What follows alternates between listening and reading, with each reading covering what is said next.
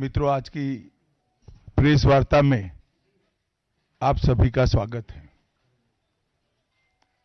विगत सप्ताह में संसद में लोकसभा और विधानसभा, राज्यसभा दोनों जगह संविधान को स्वीकार किए हुए 75 साल के मौके पर संविधान की रचना, संविधान निर्माताओं का योगदान और संविधान में प्रस्तावित किए गए आदर्शों पर एक गौरवमयी चर्चा का आयोजन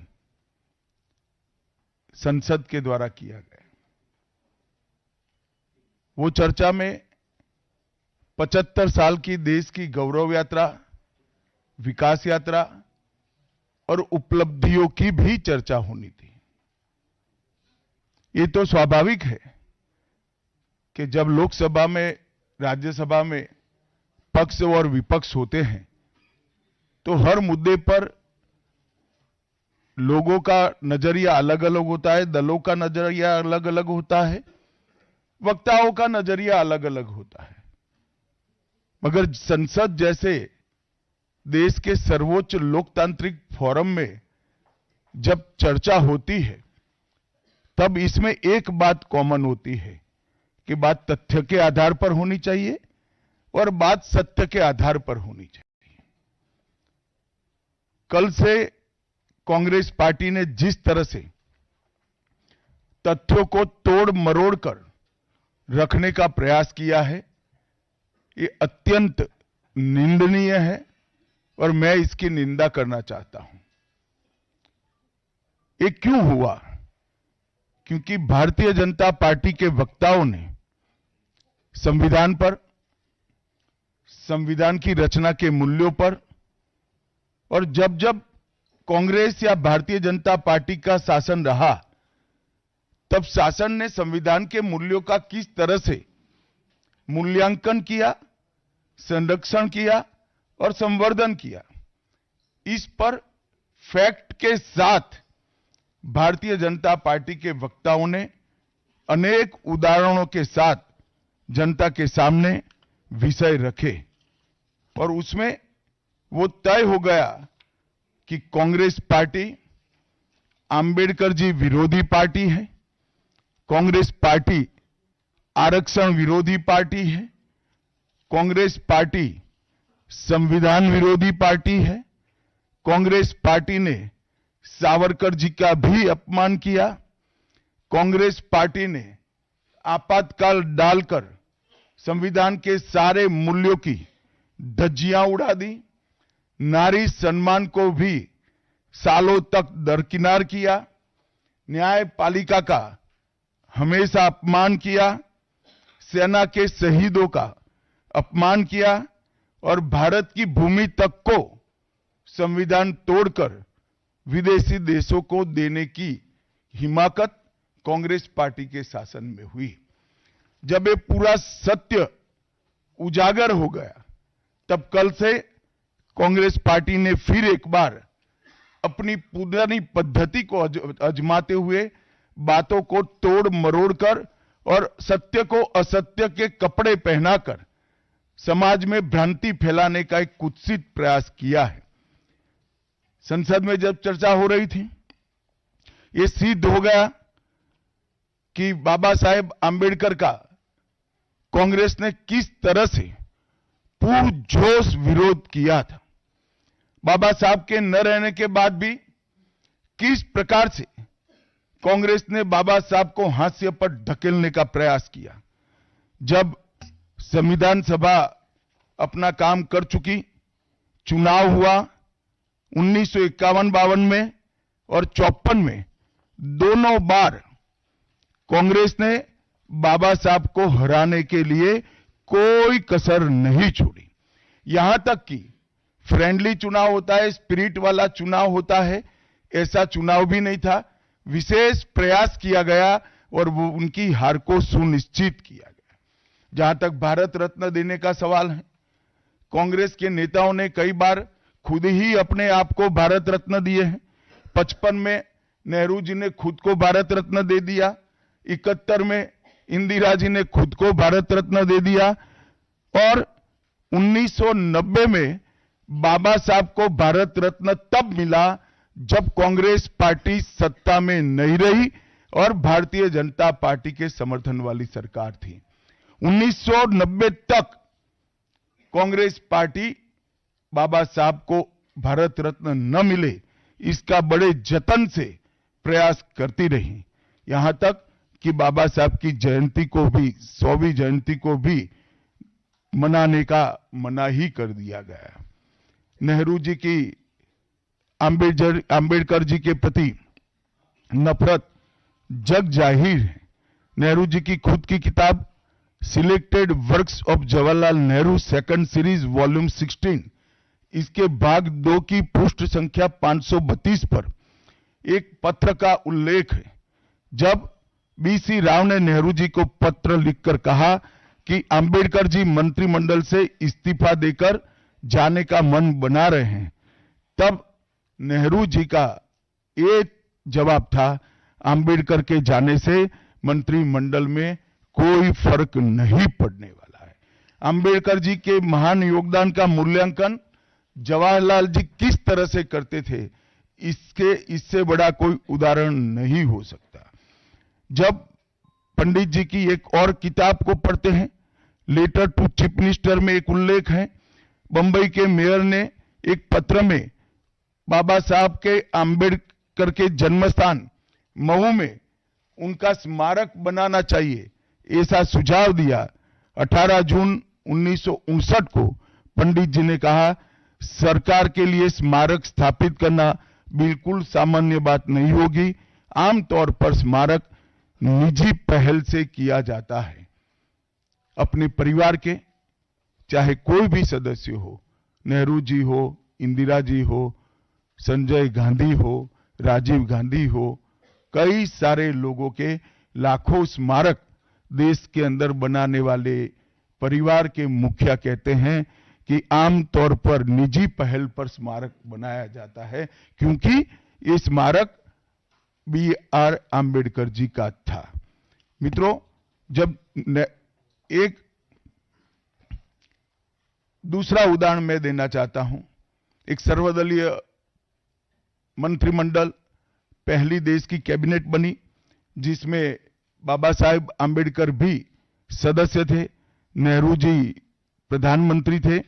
नेहरू जी की किताब selected works of Jawaharlal Nehru में एक और उल्लेख आता है, नेहरू जी के आश्वासन के बावजूद आंबेडकर जी को कोई महत्वपूर्ण विभाग नहीं दिया गया और ये स्पष्ट इसके अंदर उल्लेख है कि सरकार की नीतियों, विशेषकर विदेश, रक्षा और अनुसूचित जाति और जनजाति से जुड़ी हुई नीतियां और 370 के खिलाफ आंबेडकर जी थे। जब एक और कांग्रेस पार्टी है, बाबा साहेब आंबेडकर का कोई स्मारक जब तक कांग्रेस सत्ता में रही बड़ा नहीं बना। जहां जहां विपक्ष की सरकारें आती गई, स्मारक बनते गए। भारतीय जनता पार्टी की सरकारों ने और नरेंद्र मोदी जी की सरकार ने बाबा साहब के जीवन के संबंधित पंच तीर्थ का विकास किया। मध्य प्रदेश में महू, लंदन में वो स्थान जहां बाबा साहब पढ़ते थे, नागपुर में दीक्षा भूमि, दिल्ली में महापरिनिर्वाण स्थान और महाराष्ट्र के मुंबई में स्थित चैत्य भूमि का विकास करने का काम भारतीय जनता पार्टी की सरकारों ने किया। 19 नवंबर 2015 को नरेंद्र मोदी जी ने आंबेडकर जी के सम्मान में 26 नवंबर को संविधान दिन घोषित किया। डॉक्टर आंबेडकर इंटरनेशनल सेंटर की स्थापना भी की। 2018 में प्रधानमंत्री नरेंद्र मोदी जी ने महापरिनिर्वाण स्थल पर डॉक्टर आंबेडकर स्मारक का उद्घाटन किया, जो लगभग 2 एकड़ में फैला है। मित्रों, मैं आज जब आप सबके सामने उपस्थित हुआ हूं, तब राज्यसभा में मेरे बयान को तोड़ मरोड़ कर पेश किया गया। मेरा मीडिया के सभी मित्रों से आग्रह है, कांग्रेस ने सार्वजनिक जीवन में जो पद्धति की है कि बयानों को तोड़ मरोड़ कर पेश करना, हो हल्ला मचाना और भ्रांति खड़ी करना। पहले उन्होंने नरेंद्र मोदी जी के भी एडिटेड बयानों को सार्वजनिक किया। चुनाव जब चल रहा था, मेरे बयान को एआई का उपयोग कर एडिट किया गया और पूरे देश में इसको प्रसारित करने का घृणित काम किया गया। और आज अंबेडकर जी के लिए मेरी बात को तोड़ मरोड़ कर वो पेश कर रहे हैं। मैं स्पष्टता के साथ कहना चाहता हूं, मीडिया को विनती भी करना चाहता हूं कि मेरा पूरा बयान जनता के सामने रखिए। मैं वो पार्टी से आता हूं जो पार्टी कभी अंबेडकर जी का अपमान नहीं कर सकती। पहले जनसंघ और फिर भारतीय जनता पार्टी ने हमेशा अंबेडकर जी के सिद्धांतों के आधार पर चलने का प्रयास किया है। जब जब भारतीय जनता पार्टी शासन में रही, अंबेडकर जी के सिद्धांतों का हमने प्रचार किया है। आरक्षण को और मजबूत करने का काम भारतीय जनता पार्टी ने किया है। इन्होंने जिस प्रकार से आरक्षण को भी विरोध किया, वो भी हम सब जानते हैं। पिछड़ा वर्ग आयोग, काका साहेब कालेलकर आयोग 53 में बना, 55 में रिपोर्ट आई, आज तक वो रिपोर्ट को लागू नहीं किया गया। 31 दिसंबर 1980 को मंडल आयोग बना, मंडल आयोग की रिपोर्ट आई। 80 में इंदिरा जी ने मंडल आयोग को ठंडे बस्ते में डाल दिया। 90 में जब गैर कांग्रेसी सरकार आई, तब मंडल आयोग की रिपोर्ट लागू हुई। उस वक्त राजीव गांधी विपक्ष के नेता थे और जब मंडल आयोग की रिपोर्ट लागू हुई, प्रस्ताव संसद में आया, राजीव जी ने अपने जीवन का सबसे लंबा भाषण ओबीसी के आरक्षण का विरोध करने के लिए किया। आज मैं फिर से एक बार आग्रह के साथ मीडिया को बताना चाहता हूं, सच्चाई को जनता तक पहुंचाना चाहिए। मेरी पूरी बात बहुत स्पष्टता के साथ, कोई कंफ्यूजन के बगैर राज्यसभा के रिकॉर्ड पर है। आज भारतीय जनता पार्टी के सैकड़ों कार्यकर्ताओं ने ट्वीट कर भी इस सत्य को लोगों के बीच में पहुंचाया है। और जिन्होंने जीवन भर बाबा साहेब का अपमान किया, जिन्होंने जीवन भर बाबा साहब के सिद्धांतों को दरकिनार किया, जिन्होंने जब तक सत्ता में रहे बाबा साहब को भारत रत्न मिलने नहीं दिया, जिन्होंने जब तक सत्ता पर रहे आरक्षण के सिद्धांतों की धज्जियां उड़ाई, वो लोग आज बाबा साहेब आंबेडकर के नाम पे भ्रांति फैलाना चाहते हैं। मैं कांग्रेस के अध्यक्ष खड़गे जी को भी कहना चाहता हूं, खड़गे साहब, आपका तो कम से कम दायित्व बनता है, क्योंकि आप उस वर्ग से आते हो जो वर्ग के लिए बाबा साहब आंबेडकर जी ने पूरा जीवन समर्पित किया। आपने कम से कम कांग्रेस के एक कुत्सित प्रयास में सपोर्ट नहीं करना चाहिए था। मुझे बड़ा दुख है कि आप भी राहुल गांधी जी के दबाव में इसके अंदर शामिल हुए हो। मित्रों, आज जब हम सब यहां बैठे हैं, मैं फिर से एक बार कहना चाहता हूं, कांग्रेस के पास इस संविधान के ऊपर की चर्चा में बाबा साहेब आंबेडकर विरोधी कांग्रेस है, इसका कोई जवाब नहीं बचा। संविधान विरोधी कांग्रेस है, इसका कोई जवाब नहीं बचा। कांग्रेस आरक्षण विरोधी है, इसका कोई जवाब नहीं बचा। कांग्रेस सावरकर विरोधी है, इसका भी कोई जवाब नहीं बचा। कांग्रेस ओबीसी विरोधी है, उसका भी कोई जवाब नहीं बचा। आपातकाल का पाप कांग्रेस के ही समय में हुआ, इसका भी कोई जवाब नहीं बचा।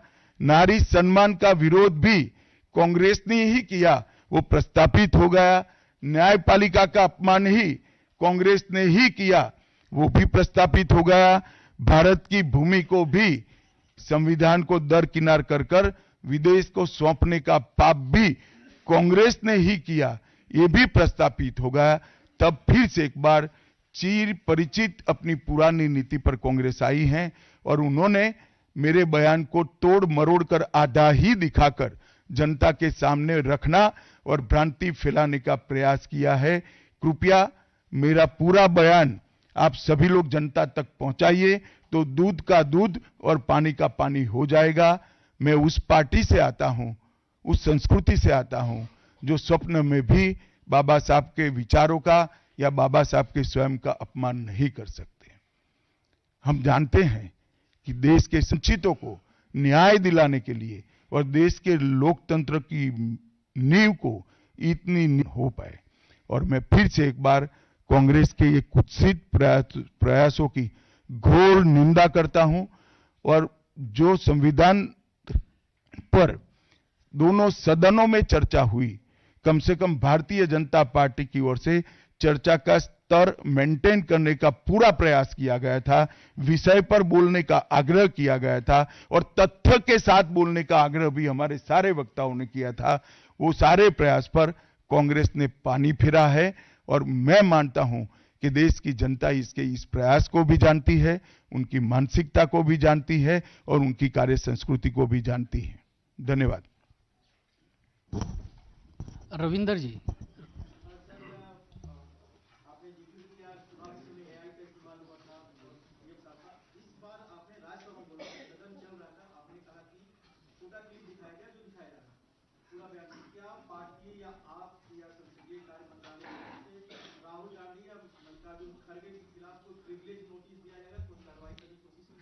देखिए, मैं पार्लियामेंट के बारे में बाहर जवाब नहीं दे सकता, परंतु मैं इतना जरूर कह सकता हूं कि इसके सारे legal option Bharatiya Janata party तरासेगी। Parliament के अंदर और पार्लियामेंट के बाहर क्या लीगल एक्शन हो सकते हैं, वो सारी संभावनाओं को तराशकर भारतीय जनता पार्टी निर्णय करेगी। आनंद पांडे जी।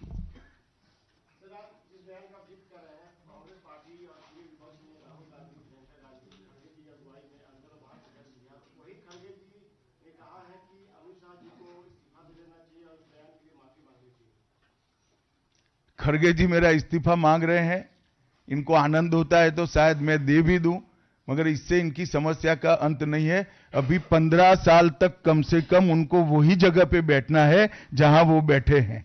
खड़गे साहब, मेरे इस्तीफे से आपकी दाल नहीं गलने वाली है। Neeraj ji, ABP news.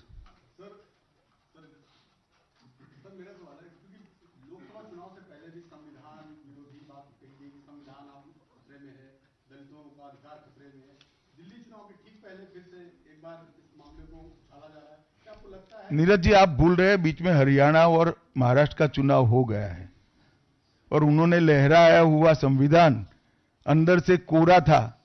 संविधान प्रेम इनका कितना खोखला है वो एक्सपोज हो चुके हैं। एक झूठ बार बार नहीं चल सकता है, अंततोगत्वा सत्य जनता तक पहुंचता ही है। ऐश्वर्या पालीवाल, आज तक।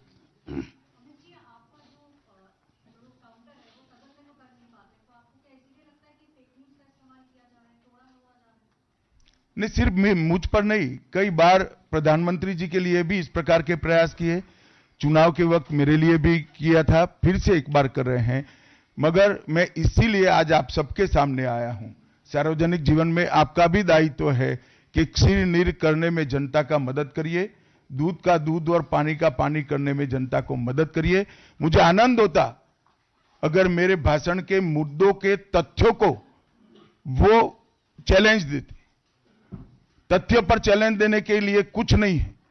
मैंने भाषण का एक एक शब्द तथ्यात्मक है और इतिहास से गर्भ से बाहर आया हुआ है, इसलिए वो इस प्रकार से मेरे भाषण को एडिट कर कर इसको गलत अर्थ निकालकर इस प्रकार का प्रयास करें। शैलेंद्र जी।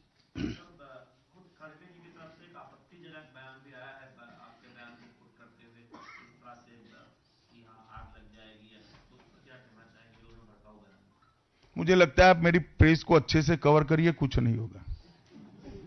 प्रज्ञा कौशिक।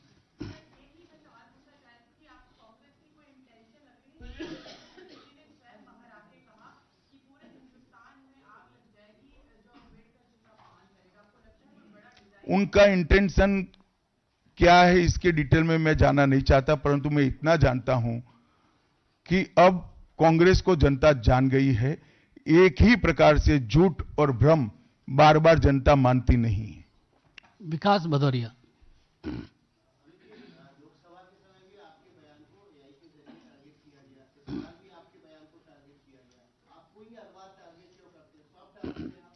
भाई आपका सवाल गलत जगह पे, ये कांग्रेस कार्यालय में पूछने का सवाल है, मुझे क्यों पूछ रहे हो?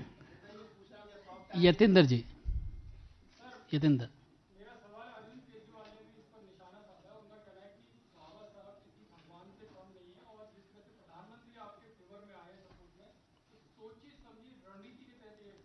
देखिए, इनकी भ्रांति है, प्रधानमंत्री सत्य के फेवर में बोले हैं। मोहित भट्ट। सर, जिस प्रकार से सारी विपक्षी पार्टियां भी अब साथ आ गई हैं, पहले वो अलग-अलग मुद्दों पे पार्लियामेंट में अलग-अलग दिखी थी, लेकिन इस मुद्दे पे वो सड़कों पे आने की बात कर रही है। आम आदमी पार्टी ने प्रोटेस्ट किया, टीएमसी भी प्रोटेस्ट करेगी, तो इस मुद्दे पे सारी विपक्षी पार्टी एक साथ आ गई है। देखिए, सत्य को किसी के सपोर्ट की जरूरत नहीं होती। हमारी बात में, हमारे मुद्दों के साथ सत्य स्वयं खड़ा है। सत्य सबके साथ सत्य ही रहता है, कितने भी लोग साथ में आए, इससे सत्य को कोई फर्क नहीं पड़ता। कृष्ण मोहन शर्मा। सर, कृष्ण मोहन शर्मा, भारत एक्सप्रेस से।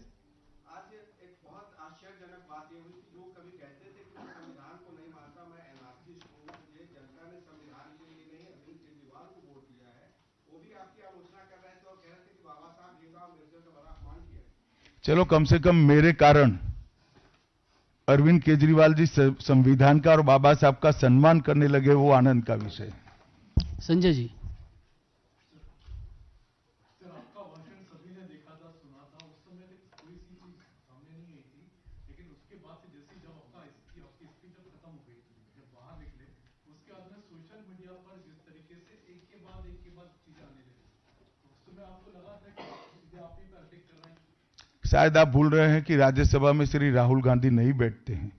राहुल गांधी लोकसभा में बैठते हैं। आमोद जी।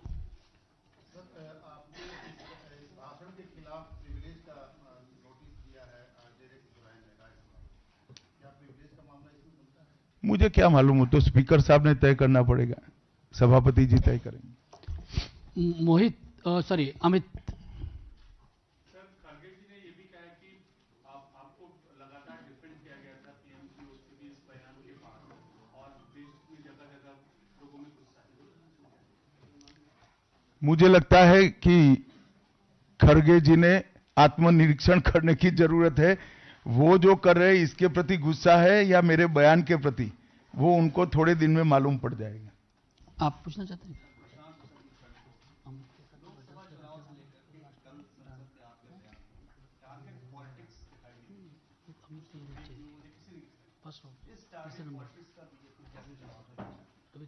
नहीं, बीजेपी को टारगेट कर रहे हैं, वो सही है, क्योंकि जनता के फैसले लगातार बीजेपी के पक्ष में आ रहे हैं। इसका उनके पास ना कोई काट है, ना कोई तोड़ है। इसलिए जनता के फैसले के बाद ईवीएम पर सवाल उठाते हैं। जनता के फैसले के बाद खुशफहमी में रहते हैं कि हारने के बाद भी कि हम जीते हैं, और जनता के फैसले के बाद भी फिर से एक बार भ्रांति फैलाने का प्रयास करते हैं, परंतु जनता सब जानती है। अंतिम सवाल